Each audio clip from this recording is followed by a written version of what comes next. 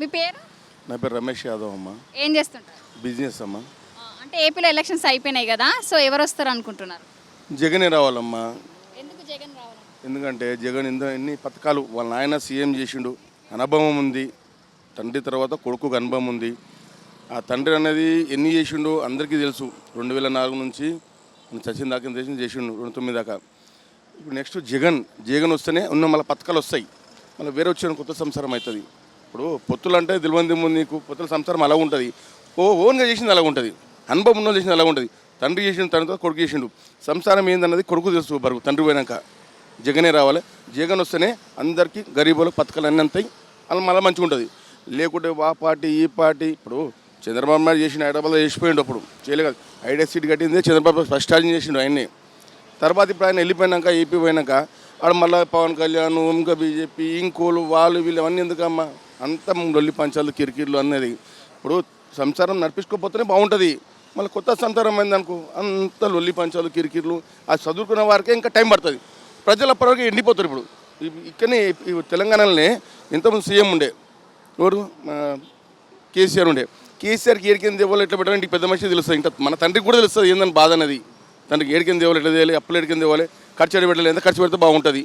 ఇప్పుడు లేదు కొంచెం ఇప్పుడు అంతా ఆగమాగం ఎట్లా నడుస్తుంది ఇక్కడ సేమ్ అక్కడ కూడా మీ పిల్లలు అట్లా నడుస్తుంది. వాస్తవంగా జగన్ వస్తేనే గరీబోళ్ళ ఇంటింటికి పథకాలు పోతాయి. అందరు హ్యాపీగా ఉంటారు, అంత సంతోషంగా ఉంటారు. మళ్ళీ ఒళ్ళి పంచాలు ఏముండే అమ్మా. మీ ఉద్దేశంలో జగన్ వస్తారని ఫిక్స్? 100% రావాలమ్మా. వస్తే ఎందుకంటే ఆకలికి అన్నం పెట్టినోడు గొప్పోడమ్మా. ఆకలికి అన్నం పెట్టినోడు గొప్పోడు. ఎవరో వస్తాడు ఏమో పెడతాడు. రేపు వచ్చినప్పుడు బిర్యానీ తిందామని కాదు, ఇప్పుడు కడుపు నింపి చూసుకోవాలి.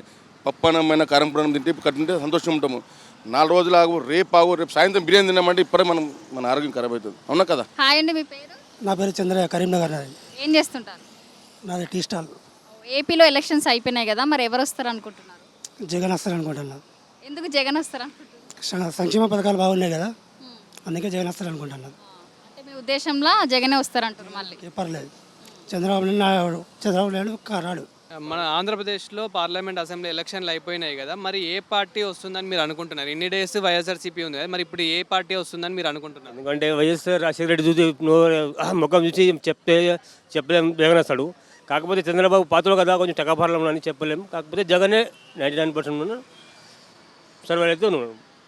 ఇంకోటి ఏమంటే చంద్రబాబు పాత్రలు కదా, కొందరు పని చేసిన వాళ్ళు కొంచెం అభిమానం ఉన్నారు. కాకపోతే ఎక్కువ పర్సెంట్ అంటే జగనే టాప్లో ఉన్నాడు. జగన్ వెళ్తారు.